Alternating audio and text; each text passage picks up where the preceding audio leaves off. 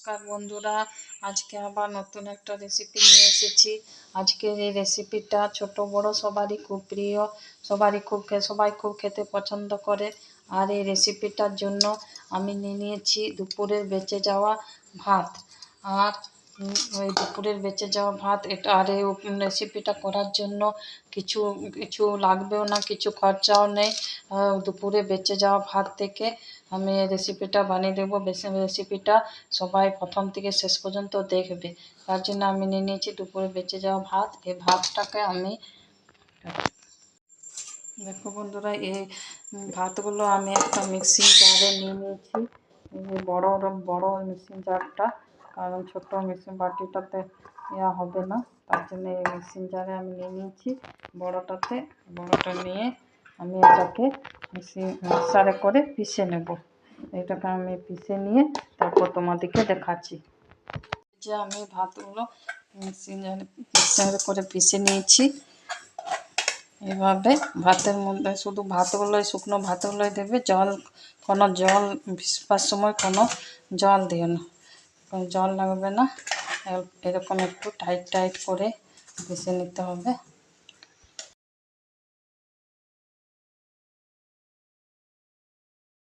এই যে আমি ইয়াটাকে ভাত পিষেছিলাম, সেটাকে একটা পাত্রের মধ্যে নিয়ে নিলাম। এবার আমি এর মধ্যে দিয়ে দিচ্ছি 2 চামচ বেসন। 2 চামচ বেসন দিয়ে দিচ্ছি।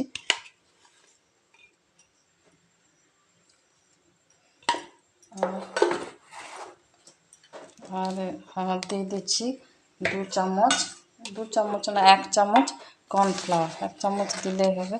আর যদি কর্নফ্লাওয়ার কারো বাড়িতে না থাকে তাহলে ময়দা দিয়ে দিলেও হবে।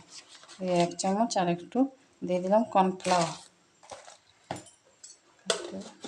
আর এর মধ্যে দিয়ে দিচ্ছি আমি 1 প্যাকেট ম্যাগি মশলা।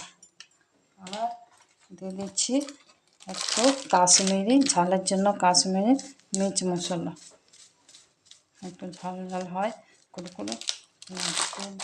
আর দিয়ে দিচ্ছি স্বাদ অনুসারে নুন।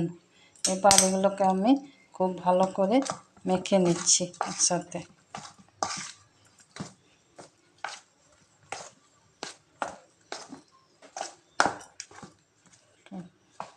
এই যে আমি সব উপকরণগুলো একসাথে মেখে ভালো করে হাত দিয়ে আমি মেখে নিয়েছি। এবার এই মাখাটাকে এটাকে আমি একটা এরকম একটা প্লাস্টিকের মধ্যে, তো যদি এটা একটা সানফ্লাওয়ার তেলের প্যাকেট, তা যদি না থাকে তখন নুনের প্যাকেট বা আমুল দুধের প্যাকেট, যে কোনো এরকম একটা প্যাকেট নিয়ে নেবে। নিয়ে তার মধ্যে এই মিশ্রণটাকে ঢুকিয়ে দেবে। সব মিশ্রণটা নিয়ে এরকমভাবে প্যাকেটটাকে দিয়ে দেবে।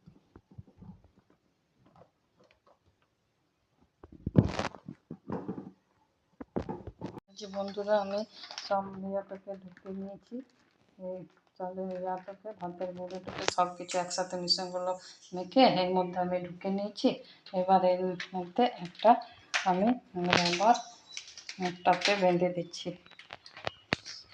মুখটাতে এরকমভাবে একটা রবার বেঁধে দিচ্ছি। আর এদিকে আমি কড়াইও গরম হতে দিয়ে দিয়েছি। কড়াইয়ের মধ্যে সাদা তেল দিয়ে দিয়েছি। এবার তেলটা গরম হবে। প্যাকেটে কুনটা আছে, এই কুনটা একটু আমি কাঁচিতে করে একটু কেটে নিয়েছি। এবং এই কুনটা এবারে আমার এই কড়াইয়ে তেল দিয়ে দিয়েছিলাম, তেলটা গরম হয়ে এসছে। এইভাবে এরকমভাবে প্লাস্টিকটা চাপ দিয়ে তেলে দিতে হবে।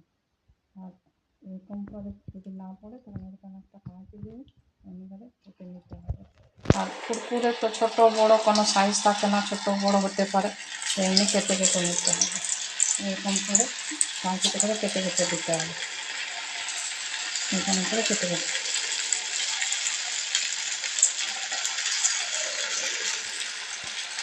এরকম করে কেটে দিই। আর এই কুরকুরে বাচ্চাদের বেশি বাচ্চারা বেশি পছন্দ করে। বাড়িতে যখন বাচ্চারা বায়না করবে বাড়িতে করে দিতে পারবে। এরকম করে কাঁচিতে কেটে দিতে।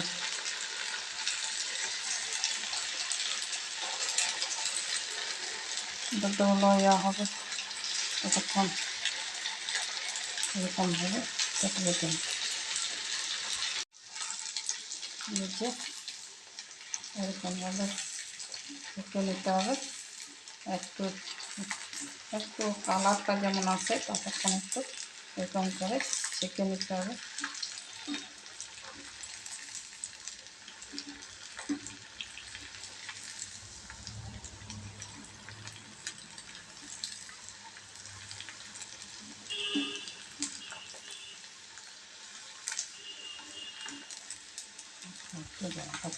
এই যে আমার একবার এরকমভাবে আমি ছেঁকে নিয়েছি, পড়ে গেল।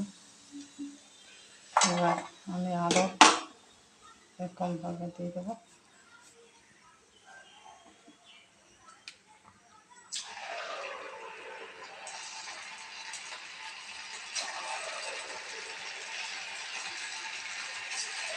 এরকম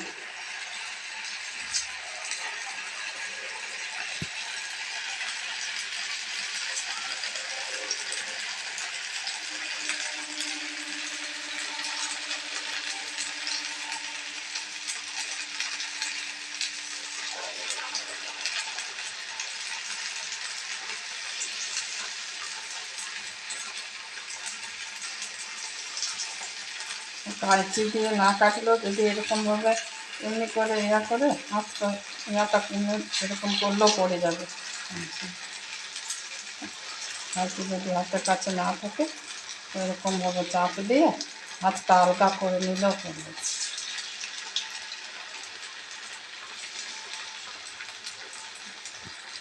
যে আমি আরেকবার করে ভেজে নিয়েছি,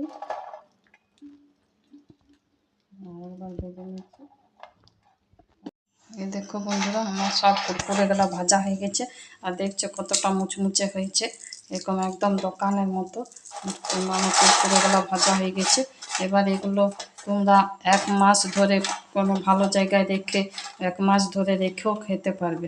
আর যদি সঙ্গে 1 মাস ধরে যদি এটা রেখে খাও তাহলে মশলা দেওয়ার দরকার নেই।